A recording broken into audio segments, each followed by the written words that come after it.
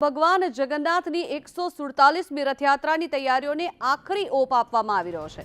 અમદાવાદમાં રથયાત્રા પહેલા પોલીસનું રિહર્સલ મંદિરથી લઈને સરસપુર સુધીના રૂટ પર રિહર્સલ કરવામાં આવ્યું। પોલીસ કમિશનર ઉચ્ચ અધિકારીઓ પણ આ રિહર્સલમાં હાજર રહ્યા હતા। ત્યારે રિહર્સલમાં 15,000 પોલીસ કર્મીઓ પણ જોડાયા। 1,000થી વધુ ટ્રાફિક પોલીસ કર્મીઓ પણ જોડાયા હતા અને અન્ય જિલ્લાની પોલીસ બંદોબસ્ત પણ જોડાયો હતો। 147મી રથયાત્રાની તૈયારીઓને આખરી ઓપ આપવામાં આવી રહ્યો છે। ત્યારે અમદાવાદમાં રથયાત્રા પહેલા શહેર પોલીસ દ્વારા રિહર્સલ હાથ ધરવામાં આવી રહ્યું છે।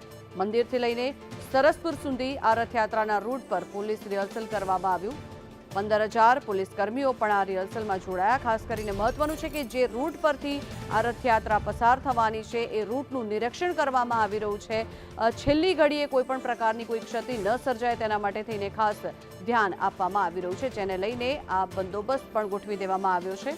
અન્ય જિલ્લાના પોલીસ કર્મીઓ પણ આ રિહર્સલમાં જોડાયા હતા અને કોઈપણ પ્રકારની ક્ષતિ ન સર્જાય તેના પર ખાસ ધ્યાન દોરવામાં આવી રહ્યું છે।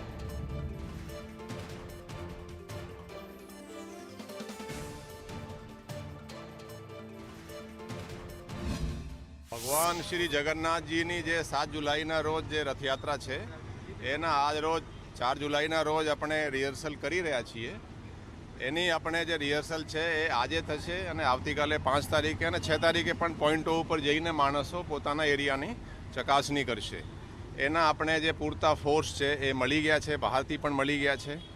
12,000થી ઉપર આ પોલીસનો આપણે ઉપયોગ કરવાના છીએ અને 6,000થી ઉપર આના હોમગાર્ડના ઉપયોગ થશે।